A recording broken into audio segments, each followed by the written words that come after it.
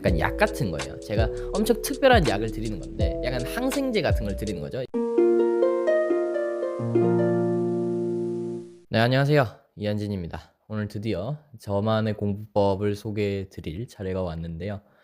개인적으로 생각했을 때 제가 중학교 1학년 때 토익 만점을 받을 수 있었던 결정적인 공부법이었던 것 같아요. 그러다 보니까 제가 진행하는 영어 수업에서도 소개를 하는 방법이고, 그러다 보니까 여러분들께도 소개를 드리면 좋겠다 생각이 들었습니다. 근데 앞선 영상에서 말씀드렸다시피 저는 이 방법을 그렇게 좋아하진 않아요. 저는 약간 정석을 따르는 걸 좋아하는 사람이라서 이거는 정말 정말 급하신 분들, 뭐 안 급한 사람이 어디 있겠냐마는 급한 사람들을 위해서 마련된 공부법이라고 보시면 될 것 같습니다. 그래서 오늘 영상에서는요, 일단 이 사상누각 학습법에서 일단 이 사상누각이 뭔지는 알아야 될 거잖아요. 그래서 그거 조금 간단하게 말씀을 드리고, 그러면은 사상누각 학습법이 정확하게 무엇인지, 그리고 그 특징은 또 무엇이고, 이 사상누각 학습법을 통해서 공부할 수 있는 교재에는 어떤 것들이 있는지 소개해 드리면서 영상 마무리 지어 보려고 합니다. 자, 그러면 이제 시작해 보겠습니다. 자, 일단 그러면 이 사상누각 학습법이 뭔지 알려면 이 사상누각부터 뭔지 알아야겠죠. 근데 우리가 많은 분들이 이게 무슨 의미인지 잘 모를 거예요. 근데 생긴 모양새를 보았을 때 대충 어떤 느낌인 것 같아요? 맞습니다. 사자성어죠. 사자성어. 자, 이거의 뜻이 뭐냐? 모래 위에 지은 누각이라는 뜻입니다. 우리가 이미지로 그려서 보면 이런 느낌일 것 같아요. 이제 모래 바닥에 이제 누각을 지어서 올리는 이런 느낌인 거죠. 근데 우리가 상식적으로 생각을 해봤을 때, 이 우리가 아무런 기초 공사 없이 맨 모래 바닥에다가 이런 누각을 지어서 올린다 하면, 그러면 이제 몇 층을 쌓아 올리느냐에 상관없이 흔들리다가, 그리고 또 흔들리다가 결국에는 무너져 내리겠다. 그쵸? 그럼 이런 걸 통해서 본 사상 누각의 원래 뜻은 무엇냐 살펴보면 원래 뜻은 이렇습니다. 기초가 튼튼하지 않아서 오래 견디지 못하는 거를 얘기하는 겁니다. 근데 우리가 여기서 한 번쯤은 발상의 전환을 해볼 수도 있을 것 같아요. 해볼 수도. 일단은 세우긴 세웠잖아. 그쵸? 그리고 얼마 안 가서 무너지기 하겠지만은 일단 세우긴 세웠고 그게 중요한 거니까. 이렇게 해서 생각해 볼 수 있지 않을까요? 이게 바로 사상도각 학습법의 핵심입니다. 이제 기초가 흔들리는 상황은 맞아요. 그런데 기초 흔들리는 거를 우리가 바로잡을 시간이 충분하지 않을 수도 있잖아요. 그렇죠? 갑자기 점수를 따야 되는 경우. 그럴 때 기초 공사 없이, 그러니까 한마디로 날림 공사 하겠다는 거예요. 곧 무너져 내리겠지만은 일단 임시 방편으로 세워놓기는 세워놓는 그런 느낌으로 하는 게 사상공학 학습법입니다.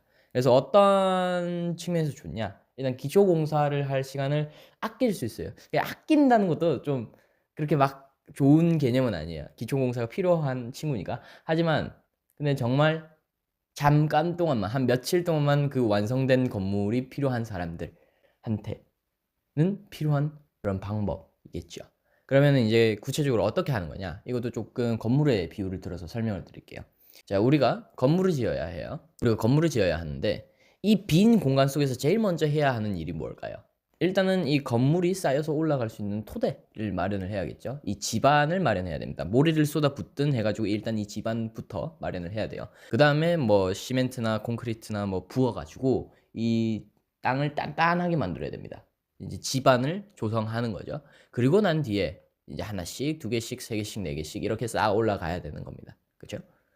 이 영어도 똑같습니다. 이제 무슨 느낌이냐면 일단은 제일 밑에 지반이 되는 친구가 어휘와 예문이에요. 그러니까 기초적인 어휘나 기본적인 예문, 빅데이터 같은 것들을 내가 먼저 수많이 접하고 난 뒤에 그 다음에 교재 학습을 통해서 내가 그 개념이나 문법이나 아니면 그것들에 기반한 문제 유형 같은 것들을 학습하는 겁니다. 그러고 나서 최종적으로 문제집을 풀면서 이렇게 촉촉촉촉 실력을 쌓아 올라가는 게 제일 이상적이죠. 그리고 우리는 지금 여기서 뭘 안 하려고 하는 거냐? 이 녀석 가운데 교재 학습을 확 빼버린 겁니다. 어휘나 예문들을 본 걸 기반으로 문제집을 풀 수는 있으니까, 그러면 시간이 정말 없다면 교재 학습을 건너뛸 수도 있지 않을까? 이런 거죠. 그리고 가능합니다. 가능한데 근데 그럼 남은 게 결국에는 어휘와 예문, 그 다음에 문제집 이렇게잖아요. 어휘, 예문, 문제집. 근데 가만히 보면 이 어휘랑 예문 익히는 것도 뭔가 문제집 풀면서 할 수 있을 것 같단 말이지. 어떻게 하면 되냐? 이제 이렇게 볼 수 있을 것 같아요. 이 문제집과 어휘, 예문 이렇게 두 갈래로 나뉘는 건데 얘가 서로 상호적으로 영향을 끼치는 겁니다. 어떤 식으로 하는 거냐? 원래라면 제일 좋은 거는 어휘나 예문을 내가 많이 알아둬 가지고 그걸 기반해서 문제집을 풀면서 문제 유형과 그리고 그 속에 자주 나오는 어휘, 그리고 문법, 그리고 유형 이런 것들을 익히는 거예요. 그런데 내가 시간이 없잖아. 시간이 없으니까 문제집을 풀면서 어휘를 익히고 문제집을 풀면서 예문들을 보고 그러는 거예요. 문제집들 봐봐요. 그거는 예문 덩어리제, 예문 덩어리. 수많은 문장의 형태가 존재하는 예문 덩어리란 말이죠. 그러니까 문제집 자체를 문제집으로만 쓰는 게 아니라 일단은 복화책처럼도 쓰는 거고요. 그 다음에 예문책으로도 쓰는 겁니다. 근데 수많은 형태의 문장을 보여준다는 측면에서 어떻게도 우리가 바라볼 수 있을까요? 이거를 문법책으로도 바라볼 수 있는 거죠. 그러니까 한마디로 말해서 이 문제집은 우리가 어떻게 활용하느냐에 따라서 복화책, 예문책, 문법책 이 세 개의 역할을 다 할 수 있다는 겁니다. 그럼 어떻게 사용을 해야 되냐? 그걸 말씀을 드릴게요. 일단 이 문제집을 어떻게 써야 되는지 이걸 말씀을 드려야겠죠. 자, 일단 우리가 문제집이 이렇게 있다고 칩시다. 그러면 제일 먼저 해야 되는 게 뭐겠어요? 일단 문제집을 풀어야겠죠. 그래가지고 문제집 풀고 이제 채점을 이렇게 막 합니다. 채점을 막 하고 난 뒤에 그 다음에 뭐 해야겠어요? 해설 보면서 리뷰해야겠죠? 해설 보면서 풀이해보고 내가 뭐 때문에 틀렸는지 이제 그러면서 동시에 내가 몰랐던 어휘 같은 것들 이렇게 쫙쫙쫙 끄어서 표시할 수 있어야 됩니다. 그러니까 표시하는 것뿐만 아니라 뜻도 찾아보고 하면서 내가 몰랐던 어휘를 이제 밝혀내야 돼요. 동시에 내가 몰랐던 문장 형태나 문법 같은 것도 뭐 인터넷이나 그런 걸로 통해서 찾아보고. 근데 사실 이 작업이 처음에 많이 오래 걸릴 거예요. 그렇다고 이거를 막 건너뛰시거나 건성건성 하시면은 안 됩니다. 우리가 지금 복화책이나 아니면 기본 교재를 다 건너뛰고 온 상태에서 이걸 하고 있는 거기 때문에 여기에서 복화학습과 문법학습마저 좀 대충대충 하거나 등한시 해버리면 그럼 완전 그냥 답이 없어지는 거예요. 그래서 이제 이런 식으로 표시까지 하고 다 찾아보고 정리까지 했다. 그러면 이제 어떻게 해야겠어요? 우리가 머릿속으로만 정리하는 게 아니라 이제 실제로 물질적으로도 정리를 할 수 있어야겠죠. 나만의 정리 노트 같은 것들을 만드는 겁니다.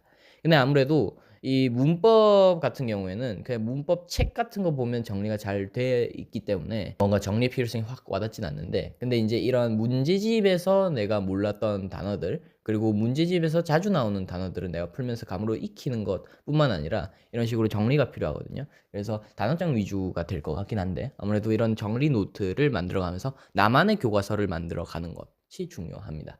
자, 그러면 이렇게 해서 정리까지 다 했네요. 그러고 나서 어떻게 해야 될까요? 바로 다음 테스트로 넘어갈까요? 바로 다음 세트로 넘어가냐?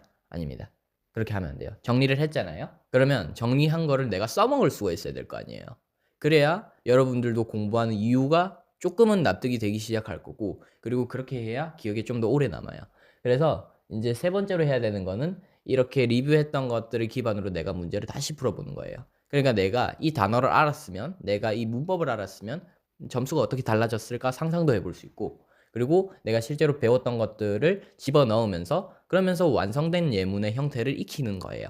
괜찮죠? 그러면 이제 이거를 몇 번 해야 되냐? 이걸 한 10세트 정도. 그러니까 우리가 시험 문제가 200문제잖아요. 200문제. 리스닝 100문제, 리딩 100문제. 이런 식으로 해서 200문제인데 이제 그걸 세트라고 부르거든요. 한 세트. 그거를 10세트를 치시면 그러니까 리스닝 10번, 리딩 10번 각각 이런 식으로 10번씩 한번 보시면 그럼 이제 우리는 그걸 1회독이라고 부릅니다. 1회독. 물론 제가 여기서는 리딩을 기준으로 말씀드리긴 했지만은 리스닝도 똑같습니다. 이제 중간에 2단계 이거 리뷰에 있어서 쉐도잉 하는 거 말고는 딱히 뭐 크게 다른 점이 없기 때문에 리스닝도 비슷하다고 생각을 하시면 될 것 같습니다. 제가 뒤에 추천드릴 문제집들이나 그런 것들은 아무래도 1000문제가 기본이거든요. LC, RC 각각. 그러면 합치면 2000문제잖아요. 그러니까 10세트 분량이 나오는 거죠. 그래서 그렇게 한 번 돌려보는 게 1회독이고 그러면 그 회독을 몇 번 정도 돌려봐야 되냐? 저는 한 3번 정도로 말씀을 드리고 싶어요. 그럼 이제 우리가 회독 시간표를 한번 그려보자면 일단 첫 번째로 회독할 때는 아무래도 수많은 단어와 수많은 문법을 처음으로 배워야 하는 거다 보니까 정리할 것도 많고 찾아봐야 되는 것도 많아서 그래서 리뷰 시간이 엄청 길게 걸릴 거예요. 제일 이상적인 거는 하루에 한 세트씩 리뷰를 하는 건데 그것도 겨우겨우 해낼 수 있을 만큼 그만큼 오래 걸릴 겁니다. 하지만 이제 이거를 10세트를 다 끝마치고 이제 2회독차로 접어들면 그럼 인제 짧아지겠죠, 리뷰 시간이 상대적으로. 왜냐면 전에 봤었던 단어고 전에 봤었던 문법이다 보니까 여러분들이 그걸 싹 다 다시 틀리지는 않을 거잖아요. 그러니까 정말, 정말 양보해서 뭐 80%는 다시 틀린다 칩시다. 하지만 이때쯤 되면 리뷰하는 짬도 어느 정도 차 있을 거고, 그래서 훨씬 더 시간이 짧게 느껴져서 그래서 조금 일상적인 생활과 병행 가능한 토익 공부가 이쯤에는 될 겁니다. 그리고 마지막 3회독이 되면 그럼 이제 하루에 여러 세트 풀 수 있을 만큼 그만큼 간소화되고 간결화 되겠죠. 이런 느낌으로 한 책을 3회독 정도 하시는 거를 저는 추천드립니다. 그리고 그게 사상누각 학습법입니다. 이거를 그럼 3회독을 몇 달 정도 잡고 해야 되냐? 한 권 회독을 3회독을 하는데 저는 대충 한 2달 정도 추천을 드립니다. 이제 1회독 같은 경우에는 30일, 2회독 같은 경우에는 20일, 3회독 같은 경우에는 10일. 이 정도로 잡고 가시는 걸 추천을 드립니다. 이제 이렇게 하면 사상누각 학습법의 전반적인 개념이나 방법, 루틴 그런 것들을 설명을 드린 것 같습니다. 하지만은 이 방법이 엄청 조심스러워요, 제가 드리기가. 왜 그러냐면 약간 약 같은 거예요. 제가 엄청 특별한 약을 드리는 건데 약간 항생제 같은 걸 드리는 거죠. 여러분들이 빨리 나아야 되니까 아픈 곳을. 근데 여러분들이 항생제를 항상 먹는다고 해서 항상 낫겠지만 당분간은, 근데 계속 먹다 보면 어떻게 돼요? 항생제에 대해서 내성도 생기고 결국에는 항생제 자체가 소용이 없어져 버리잖아요. 이것도 똑같아요. 공부법도 이상한 거나 아니면 정말 특이한 거 아니면 정말 단기간에 할 수 있는 거, 그런 것들은 남용하다가는 장기적으로 봤을 때는 그렇게 좋지가 않기 때문에, 그래서 정말 조심스럽게 이 방법을 드리는 겁니다. 그래서 당부를 몇 개 더 드리자면 이 공부법은 3가지 조건을 충족하시는 분들만 쓸 수 있습니다. 그 첫 번째 조건은 뭐냐면 일단 500점 이상이신 분들, 그러니까 자체적인 모의고사든 아니면 실제 토익 점수든 일단 500점은 넘겨야 되는 것 같아요. 이 500점 이상을 다른 말로 바꿔보면 어떻게 되죠? 노베이스가 아닌 사람들, 그러니까 베이스는 어느 정도 있으신 분들, 그러니까 우리가 사상누각하면서 이런 모래랑 건물로 비유를 들었는데, 그러니까 쏟아부을 모래는 있는 사람들, 그 알갱이 하나하나가 예문이고 어휘라고 생각을 한다면 그런 쏟아부을 알갱이가 몇 개는 그래도 있는 사람들, 그래야 건물을 쌓아서 올릴 거 아닙니까? 그쵸? 그리고 그 다음 조건, 내가 100점에서 200점 정도 올리면 되겠다 하시는 분들께 추천드립니다. 왜 그러냐면 이제 우리가 지금 하려고 하는 거는 모래바닥에다가 아무런 기초 공사 없이 건물을 쌓아 올리는 거예요. 근데 이제 건물을 쌓다가 보면 무게 때문에 건물이 가라앉겠죠. 그럼 내가 건물을 얼만큼 쌓아 올리든 간에 내가 건물을 한 층 쌓아 올렸다. 그럼 한 층 가라앉을 수 있겠죠, 무게 때문에. 그러니까 무슨 말을 하는 거냐면 우리가 아무런 기초 공사 없이 이 학습을 해 나가는 거기 때문에 실제 점수 상승에는 어느 정도 한계가 있습니다. 왜? 내가 쌓은 만큼 빠져나가게 되거든요, 나중에는. 그래서 100점에서 200점 사이 그 정도의 점수만 올리면 된다, 이러시는 분들께 추천을 드립니다. 그리고 마지막 세 번째가 뭐냐, 이제 정말 급한 사람들. 그러니까 물론 모든 그 토익을 준비하는 모든 사람들이 마음이 급하죠. 하지만 여기서 말하는 급한 사람들이라는 거는 내가 2개월 안에 성과를 내야 되는 사람들, 2개월 안에 이만한 점수를 올려야 되는 사람들을 말합니다. 왜 그러냐면 제가 제시드렸던 그 회독 루틴이 어때요? 한 권 보는데 2달이었죠. 그러다 보니까 이제 학습 기간이 2개월이 넘어가는 사람들이라면 회독 위주의 그런 공부법보다는 기본서를 한 번이라도 보시는 걸 추천을 드려요. 제가 저번 영상에서 제시드렸던 그 학습 기간 표에 맞게 이제 자신의 레벨에 맞는 학습 기간과 그리고 학습 교재를 따르고 학습을 하는 그거를 차라리 추천드리기 때문에 이 공부법은 그렇게 시간이 이제 2달 이상 남으신 상대적으로 기간이 널널한 분들께는 적합하지는 않은 방법입니다. 그럼 이제 사상누각 공부법을 쓰셔도 되겠다 싶으신 분들은 이제 3가지 조건을 갖추신 분들이에요. 일단 내가 노베이스는 아닌 이런 500점 이상이신 분들, 그러면서 내가 점수를 한 100점에서 200점 정도만 올리면 되겠는데 싶으신 분들, 그러면서 내게 남은 시간이 2달밖에 남지 않았어, 아니면 2달 안쪽밖에 남지 않았어, 정말 나는 급해 하시는 분들, 이렇게 3가지 조건을 갖추시면 그러면 이제 이 사상누각 공부법을 쓰셔도 괜찮을 것 같다, 이렇게 말씀을 드립니다. 그럼 이제 이 공부법을 알아두기만 하면 뭐예요? 실제 교재에 써봐야지. 그럼 이제 그 어떤 교재들을 써볼 수 있을까? 이거를 제가 추천을 드릴게요. 저번에도 보셨던 문제집들일 거예요. 이제 점수대에 맞게 회독을 시작해야 되는 문제집들은 다르거든요. 왜냐면 이제 내가 지금 500점대에서 600점대인데 내가 완전 900점대들이 보는 문제집으로 시작을 해서 회독을 한다는 건 좀 무의미해요. 왜냐하면 거의 모든 것들을 다 리뷰해야 될 거기 때문에. 그러니까 적절하게 리뷰할 수 있는 그런 양들이 있는 것, 그런 것들을 고려해서 제가 각 점수대에 맞는 시작 문제집들을 말씀을 드릴 겁니다. 그러면 이제 시작 문제집들을 내가 다 봤다. 그러면 어떻게 해야 되겠어요?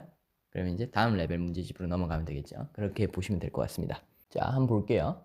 자, 내가 지금 점수가 한 500점대에서 600점대다. 그러면 이제 제가 이 세 가지를 추천드립니다. ETS 정기시험 실전 천재 1, 그 다음에 ETS 정기시험 기출문제집 천재 4, 그 다음에 YBM 실전 천재 1, 이렇게 세 가지를 추천드립니다. 이제 이 중에 세 개 중에 하나 골라서 회독하시면 될 것 같아요.